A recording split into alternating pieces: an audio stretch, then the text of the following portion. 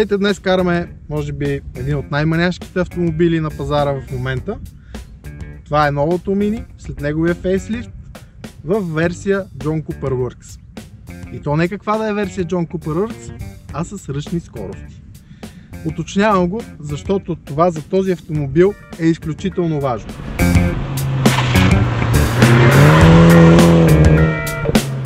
Макар на хартия версията с ръчни скорости да е малко по-бавна, отколкото с автоматик, 6,3 секунди срещу 6,1 секунди до 100 км в час за автоматика, удоволствието зад волана е абсолютно несравнимо. Това е хулигански автомобил, който иска ръчни скорости.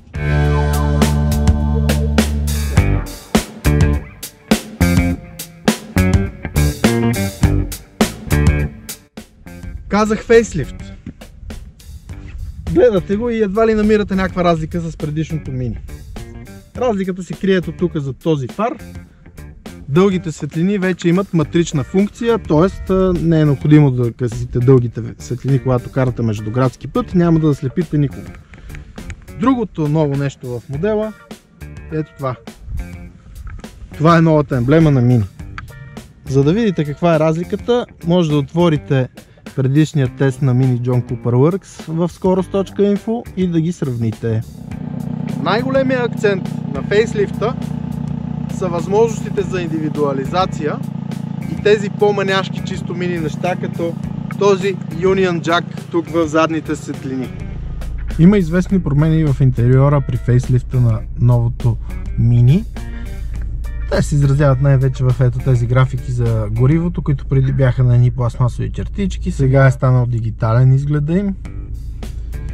Тук отново имаме този дисплей цветен, на който имате меню, може да изкарате навигация или камера за обратно виждане, когато включите на задна скорост.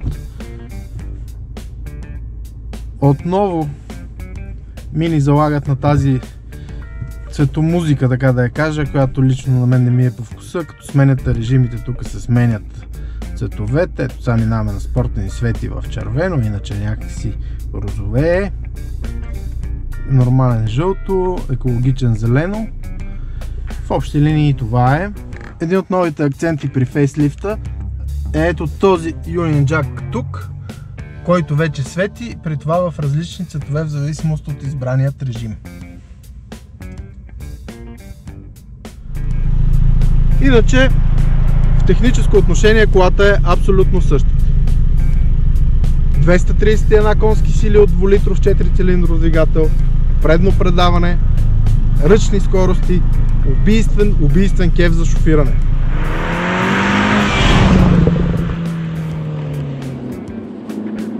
Както при всяко Mini, истината е зад волана. Стабилността на колата е просто феноменална. В четирите края имате гуми. Малко купе, едва 3,9 метра. Изключително стегнато окачване, когато сте в спортен режим. Амортисьорите са много стегнати, труса много, което може би малко влошава картината в момента. Но най-готиното е,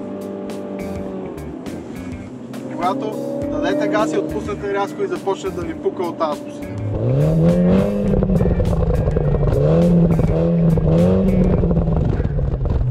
Англичаните по принцип и Mini в частност най-вече много добре знаят как да гаделичкат шофьорските ви емоции. В спортен режим тази версия с ръчните скорости има една много важна опция. Когато минавате от по-висока на по-ниска предавка, тя автоматично дава междинна газ. Заемка от рали спорта. Много добра за спортно шофиране и доставяща изключителен кеф. Спирачките са феноменални. Brembo апарати, 4 бутални, червени, изглеждат страхотно, но най-важното е, че спират още по-страхотно.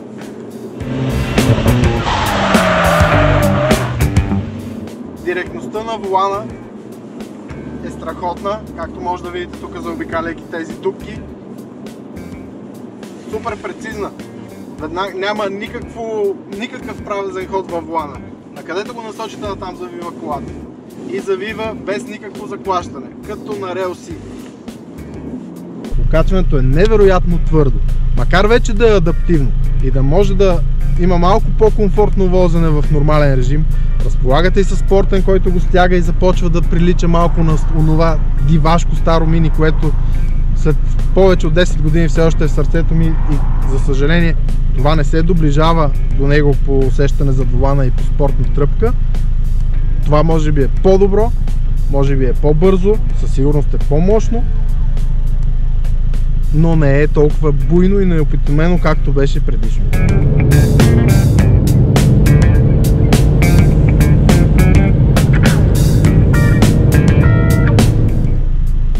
Освен габаритите, малко нараснала и неговата маса. Това мини тежи 1290 кг.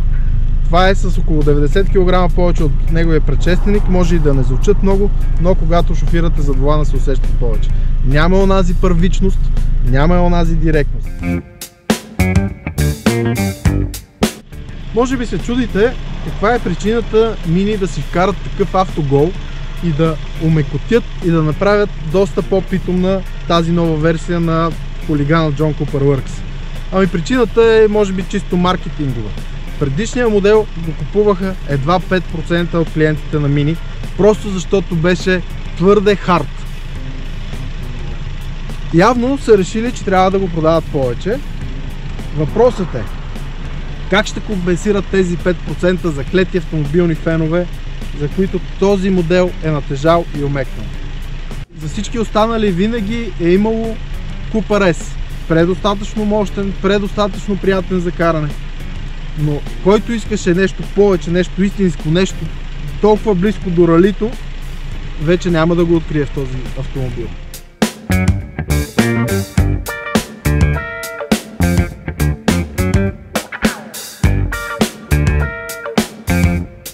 Въпреки това, този автомобил до мен е може би едно от най-хубавите неща, които могат да ви случат зад волана в днешно време. Безкомпромисна кола, безкомпромисна стабилност, както си казват в Mini, картинг усещане зад волана. Има го, макар да е малко по-омекотено и малко по-натежало в сравнение с преди. Много съществен плюс на новия 2-литров двигател е разходът на гориво. След доста забавления, бордовият компютър показва консумация от 10,5 литра на 100 км. Когато взехме колата, беше на 9,5 литра. Това за толкова мощен и толкова доставящ удоволствие от шофираната автомобила е направо невероятно постижение.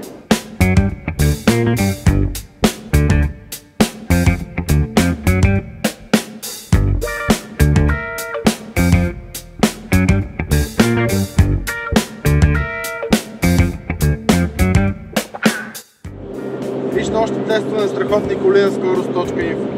Не забравяйте да сложите един лайк на Facebook страницата. Може да последвате канала на скорост.info в YouTube.